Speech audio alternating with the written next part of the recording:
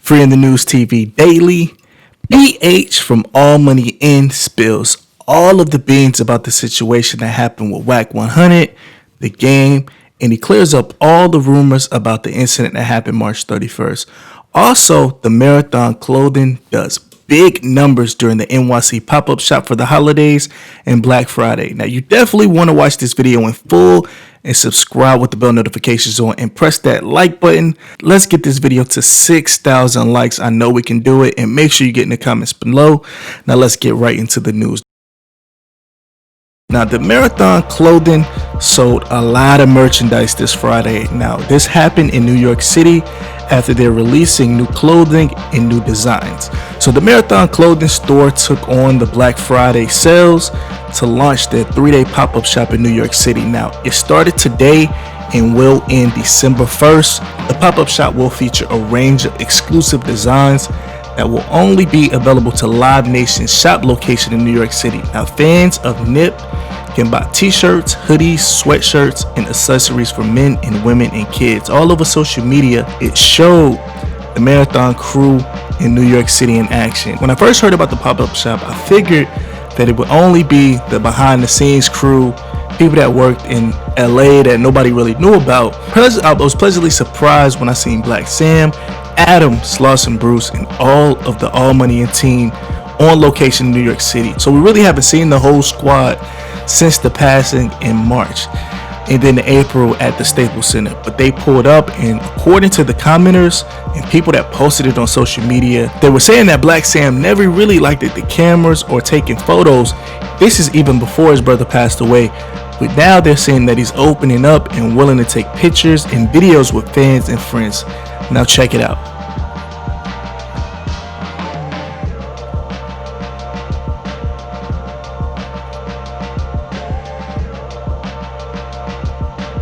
Now, what a lot of people don't know or people don't recognize is Blacc Sam was a big part of the Staples Center's ceremony where he gave stories about him and his brother during their earlier years, and he basically held it down for his brother in front of 25,000 people that were in attendance.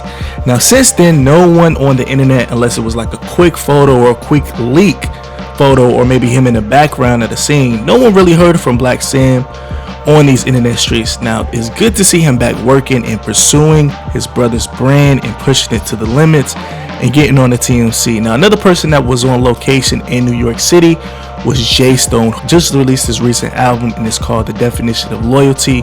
He was in the building as well. And to keep it real, man, it's great to see his whole squad pushing their careers and brands after the general passed away. You got Jay Stone, Pac-Man, and it seems like they're next up in just my opinion now. Great to see the Marathon Clothing getting back on track. Speaking of the crew, BH, also known as Boss Hog, went on the Adam 22's podcast to speak about everything. Now, for you guys who don't know about BH, man, he's been around, I think, since maybe Slauson Boy or maybe Hustle in the House. He definitely was a day one. Every time you would see him on social media, either it was on BH's page or the rapper's page, they're together, they're spending money, they're having fun. So I kind of already knew about BH, but he's not really a rapper. Even though in the interview he was saying that, you know, he's doing music full time now. But before, when he was alive, the rapper was alive, it seemed like BH was just always with him, turning up, spending money in Rolls Royces, Lambos, and all of those type of things. So, you know, it's good to see him pursue the music in the memory of his homie. Now, it's basically, man, BH went on the interview and he kept it real from the jump. A lot of people were saying that he was too real for the podcast to be real. Now, basically, he answered all of the questions about the fans and they wanted to know about the situation. Now, this footage definitely went viral, to be honest. All over social media, people are talking about it. Everyone and their mama is talking about this particular interview. Now, mostly of BH talking about the game. He was talking about Wack 100 and he was talking about BG Knoccout.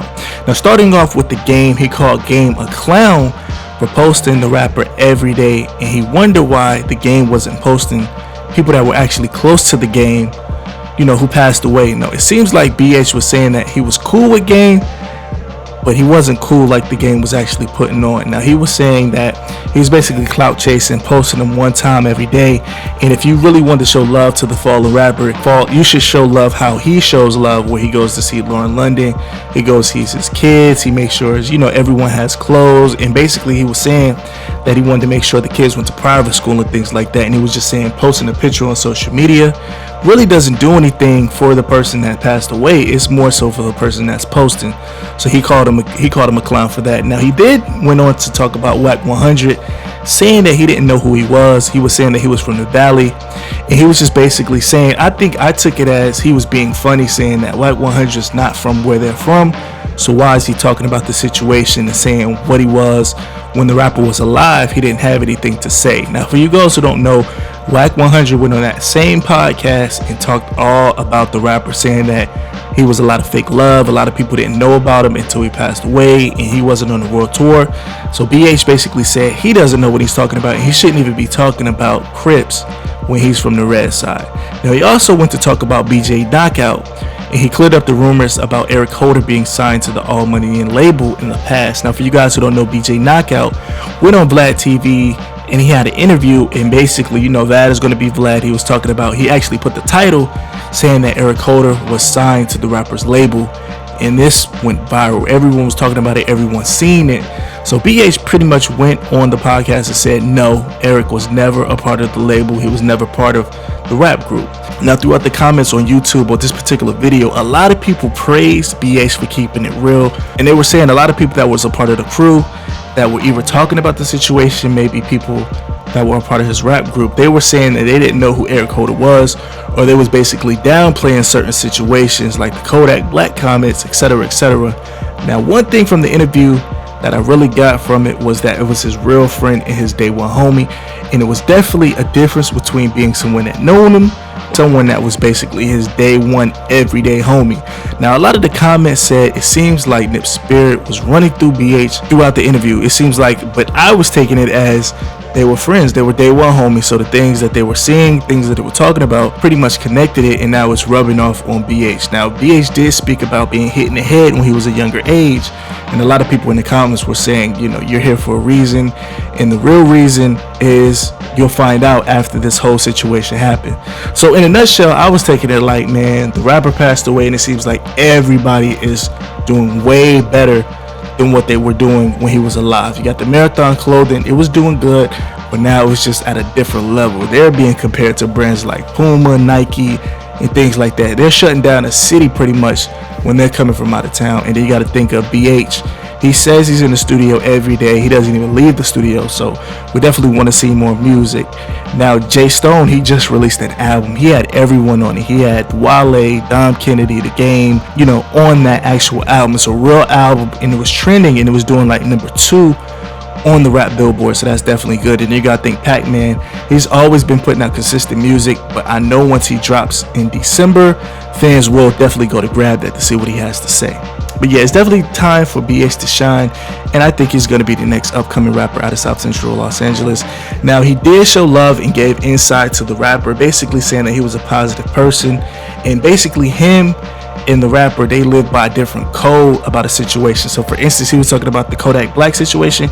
He was saying that he know for a fact the rapper would have told him to ignore it, and if they would have ran into that person, Kodak Blacc, for this example, then they would have just hit the issue at that time. But he would have pretty much downplayed the situation and left it alone. Now, towards the end of the interview, BH basically said sometimes on his path to life, he gets confused about decisions or how he should go about things, and he basically reaches out to the passed away rapper, and he just says, yo, give me some advice, what should I do? And he always came back to say that he would want BH to make these millions and live life, and keep going. So definitely double salute to Adam 22 and BH for dropping this interview speedy, getting it right out, because it looks like they had the interview last week and now it's out. Now, that video has over 200,000 views since it dropped a few days ago. Just search on YouTube, put BH Adam 22, and it'll show you the full interview. Now, also, just honorable mention, Slauson Bruce did come to the pop-up shop in New York City where he was Santa Claus. Now, for those who don't know, Slauson Bruce is pretty much, man, everyone knows about Slauson Bruce and Crenshaw and Slauson, man. I've seen videos, years and years and years of videos of Slauson Blues. He's always saying neighborhood, NH, he's throwing up the gang and stuff like that. Every seems like he's upbeat, it's funny, everyone always talks about him. But now he's getting that same love in New York City. People are taking pictures with him and videos with him. And like I said, man, this is all off of one person. It seems like these people are flourishing and everyone wants to tap in with them, which is great to see. But man, let's talk about this in the comments. How do you feel about BH's interview with No Jumper Adam 22? And do you think he's being too real for the industry where they will blackball him, or do you think they will embrace him because he's keeping it so real? And do you think this was needed to be said by BH? Now make sure to like the video and hit the bell notification so let's get this video to 6,000 likes. And get in the comments, let me know what you really feel about it. I want to know what you really think. Until the next one, I'll catch you on the next one. And make sure you're informed on my previous post or my future post by hitting the subscribe button with the bell notification on. I'll catch you on the next one.